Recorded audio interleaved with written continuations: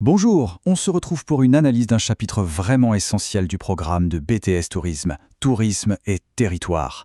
L'objectif, qu'on synthétise ensemble les notions clés pour que la préparation aux examens soit la plus claire possible. Allez, c'est parti. Pour commencer, regardez bien ces deux images. D'un côté, on a un véritable paradis sauvage. De l'autre, c'est le même lieu, mais complètement envahi par les bateaux. C'est Maya Bay, en Thaïlande.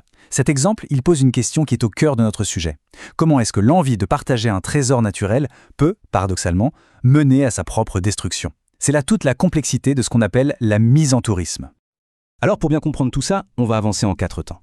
D'abord, on va voir comment un lieu devient une destination touristique. Ensuite, on étudiera son cycle de vie, de son essor jusqu'à son déclin potentiel. Puis, on analysera les impacts, les bons comme les mauvais, avant de finir sur une question absolument cruciale aujourd'hui, celle du tourisme durable. On attaque donc la première étape, le processus de mise en tourisme. La question est simple. Comment un territoire, que certains considéraient parfois comme vide de toute activité touristique, peut-il se transformer en une destination que tout le monde s'arrache ? La mise en tourisme, c'est vraiment le concept de base à maîtriser. Il ne faut surtout pas l'imaginer comme une découverte qui se fait par hasard. Non, c'est un véritable projet. Ça veut dire qu'on aménage, on organise, on fait la promotion d'un lieu pour qu'il puisse accueillir des visiteurs. C'est une transformation volontaire, réfléchie, d'un territoire. Mais alors, qu'est-ce qui fait qu'un territoire a un potentiel touristique ? En fait, c'est toujours une sorte de balance entre deux choses. D'un côté, il y a ce qu'on appelle les aménités. C'est tout ce qui est attractif, un super climat, des paysages à couper le souffle, un patrimoine culturel riche. Et de l'autre côté, il y a les contraintes et les risques, l'isolement, le manque de routes, les dangers naturels. Un lieu ne devient vraiment touristique que si ses atouts, ses aménités, sont plus forts que ses défis. Prenons un exemple parfait d'aménité, l'héliotropisme. C'est un terme un peu savant pour désigner quelque chose qu'on connaît tous. Cette attirance presque universelle pour le soleil et la mer. C'est cette recherche qui a transformé des lieux comme les côtes thaïlandaises en destination mondiale. Pourquoi ? Parce que leur climat et leurs plages répondaient à un désir collectif. Mais attention, cette attractivité ne doit jamais faire oublier les risques. L'image du tsunami de 2004, qui a frappé exactement cette même région, est là pour nous le rappeler de manière tragique. Elle nous montre à quel point ces territoires peuvent être fragiles. Donc, anticiper et gérer les risques, qu'ils soient naturels, sanitaires ou géopolitiques, ce n'est pas une option, c'est une étape absolument cruciale pour toute mise en tourisme réussie. Allez, on passe à notre deuxième point. Une destination touristique, ce n'est pas quelque chose de figé. Une fois qu'elle est lancée, elle évolue, elle grandit et parfois, elle vieillit. Et ça, c'est exactement ce que décrit la théorie du cycle de vie.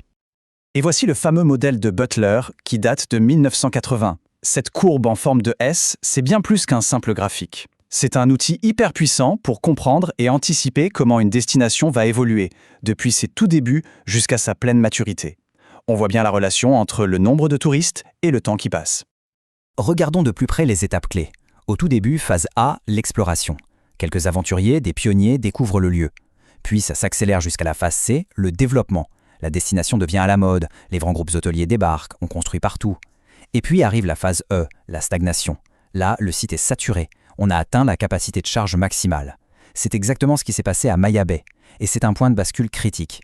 À ce moment-là, la destination n'a que deux choix, se renouveler ou entamer son déclin. Benidorm en Espagne, c'est l'exemple parfait d'une destination qui a atteint ses phases de développement et de consolidation.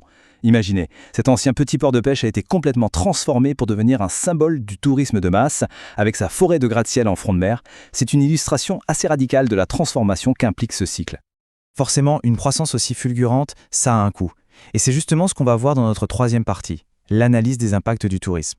Et vous allez voir, c'est bien plus complexe qu'on ne le pense. Le mot à retenir ici, c'est surtourisme. Il définit très précisément ce moment où le seuil est franchi, où il y a tout simplement trop de monde. Le tourisme, qui était vu comme une source de richesse, devient alors une cause de dégradation pour l'environnement, de conflit pour les habitants et même de gêne pour les touristes eux-mêmes.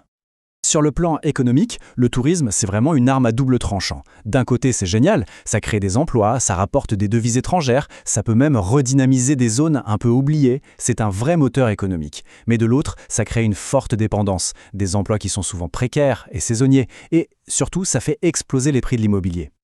Prenez la Côte d'Azur par exemple. L'attractivité touristique est tellement forte que les prix sont devenus inaccessibles pour beaucoup de gens qui y vivent depuis toujours, surtout pour les jeunes. Résultat, ils sont obligés de partir s'installer plus loin, et ça change en profondeur le tissu social du territoire. Socialement, le bilan est tout aussi nuancé. C'est vrai, le tourisme peut favoriser de superbes échanges culturels et aider à mettre en valeur des traditions locales, mais ça peut aussi mener à des conflits d'usage, on pense aux manifestations touristes Go Home à Barcelone, à une perte d'identité culturelle et parfois même à l'exploitation des populations locales. Et puis, bien sûr, il y a l'impact environnemental. Et là, cette image, elle est d'une simplicité redoutable. Elle compare les traces toutes légères laissées par les animaux à l'empreinte massive de l'activité humaine. C'est une métaphore parfaite de la pression énorme que le tourisme exerce sur les écosystèmes. La pollution, la surconsommation d'eau, la bétonisation. Le paradoxe ultime, il est là. Souvent, le tourisme finit par détruire ce que les visiteurs étaient venus chercher. Alors, face à ce constat un peu sombre, que faire? Le secteur n'a pas le choix, il doit se réinventer. Et ça nous amène à notre dernière partie qui aborde l'enjeu fondamental du tourisme durable. Comment peut-on continuer à développer le tourisme sans pour autant détruire les territoires? On boucle la boucle en revenant à notre exemple du début. Face à la catastrophe écologique, les autorités thaïlandaises ont pris une décision radicale en 2018, fermer complètement Maya Bay. Après plusieurs années, la plage a pu rouvrir, mais attention, avec des règles très strictes. Des quotas de visiteurs, l'interdiction pour les bateaux d'approcher, c'est un véritable cas d'école sur la gestion du surtourisme et la recherche d'un nouvel équilibre. La question qui tue, c'est donc la suivante. Est-ce que le surtourisme est un passage obligé dans la vie d'une destination ? Une sorte de fatalité? Ou est-ce que des stratégies de gestion, de régulation, peuvent permettre de l'éviter et d'inventer un avenir plus soutenable pour le tourisme? Cette image de Maya Bay où on voit les coraux qui recommencent à repousser après la fermeture, elle laisse quand même une note d'espoir. Elle nous montre que oui, la régénération c'est possible. Mais elle nous rappelle aussi que ça n'arrive pas par magie. Ça demande des choix politiques courageux, une planification rigoureuse et une vraie vision à long terme. La nature peut reprendre ses droits, mais seulement si on décide de lui en laisser la chance.